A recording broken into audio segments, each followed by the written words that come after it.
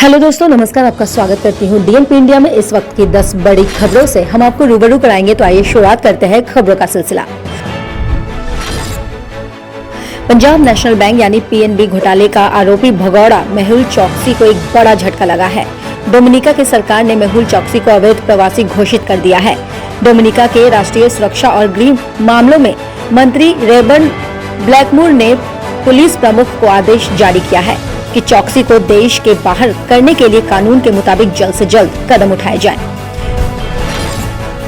भारतीय किसान यूनियन के राष्ट्रीय प्रवक्ता राकेश टिकैत ने पश्चिम बंगाल की मुख्यमंत्री ममता बनर्जी से मुलाकात की। इस मुलाकात को लेकर सवाल उठने लाजमी थे और इस पर किसान नेता राकेश टिकैत भड़क गए। इस बैठक के बाद टिकैत ने बताया कि सीएम ममता से किन मुद्दों पे बात हुई है। साथ ही उन्होंने ये भी कहा कि वो अफगानिस्तान के राष्ट्रपति से नहीं मिल रहे थे, जो उन्हें भारत सरकार से अनुमति लेनी पड़ी। उन्होंने कहा कि वो सभी राज्यों के मुख्यमंत्री से मुलाकात करेंगे।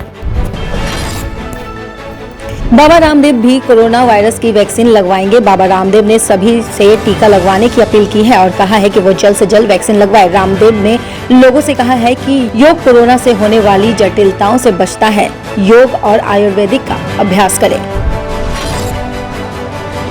राहुल गांधी ने केंद्र सरकार को सलाह दी है कि वैक्सीन के लिए सिर्फ ऑनलाइन रजिस्ट्रेशन काफी नहीं है। वैक्सीन सेंटर पर वॉक इन करने वाले हर व्यक्ति को टीका मिलना चाहिए। जीवन का अधिकार उनका भी है, उनके पास इंटरनेट नहीं है। दिल्ली की युवा आबादी को बेहतर सुविधा देने के लिए 20 साल का खाका मास्टर प्लान तैयार किया गया है। डीडीए की कोशिश है कि 3 साल तक की 30% आबादी की जरूरतों को पूरा किया जा सके।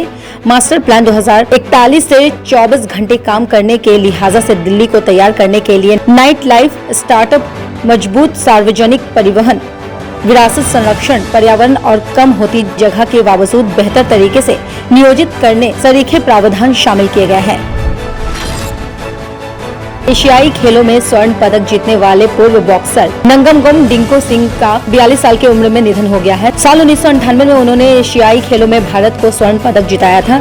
डिंको सिंह बीते कुछ वर्षों से बीमार थे और उनके लीवर का इलाज चल रहा था। इस दौरान वो कोरोना संक्रमित भी हो गए थे, लेकिन कोविड को मात देने के बाद भी डिंको सिंह जिंदगी से जंग हार गए। वहीं उनके निधन पर प्रधानमंत्री नरेंद्र मोदी, खेल मंत्री किरण रिजिजू के साथ कई खिलाड़ियों ने गहरा दुख प्रकट किया है। सुशांत सिंह के पिता केके सिंह ने बेटे के ऊपर बन रही फिल्म के खिलाफ याचिका दायर की थी। याचिका में अभिनेता के पिता ने किसी को भी फिल्म में उनके बेटे का नाम अथवा इससे मिलते जुलते नाम के इस्तेमाल को रोकने का आग्रह किया था। अब इस पर फैसला सुनाते हुए दिल्ली हाई कोर्ट ने उनकी याचिका खारिज कर दी है। महाराष्ट्र की राजधानी मुंबई मानसून की दस्तक से ही बेहाल हो गई है। देश की वित्तीय राजधानी और उनके उपनगरों में भारी बारिश का सिलसिला जारी है, जिससे कई इलाकों में जल जमाव हो गया है। सड़कें जलमग्न हैं और रेलवे ट्रैक डूब गए हैं। इससे यातायात बुरी तरह प्रभावित हो गया है। भारत विज्ञान मौसम विभाग यानी IMD ने मुंबई में आगामी 4 दिनों तक भारी बारिश का अनुमान जताते हुए ऑरेंज अलर्ट कर दिया है। इस दौरान मुंबई में हाई टाइड की चेतावनी भी दे दी गई है। अमेरिकन एक्सप्रेस और ICICI इन्वेस्टमेंट स्ट्रेटेजिक फंड से पे बैक इंडिया का अधिग्रहण किया गया है। भारत पे ने गुरुवार को इस बात की जानकारी दी है। हालांकि कंपनी ने इस लेनदेन से जुड़े वित्तीय परिवर्तन का खुलासा नहीं किया है। एक बयान में कहा गया है कि ये भारत पे की ओर से किया गया पहला अधिग्रहण है और इस ट्रांजैक्शन के साथ पे बैक इंडिया भारत पे को पूर्ण स्वामित्व वाली अनुषंगी इकाई बन जाएगी। दुनिया में 25वें सबसे अमीर शख्स रहे जैक मा का अंपायर धीरे धीरे ढह रहा है। चीनी सरकार की बेरुखी इतनी बढ़ गई है कि 1 साल पहले जिस एम्पायर का वैल्यूएशन 1326 अरब डॉलर था, वो आज घटकर आधा हो गया है।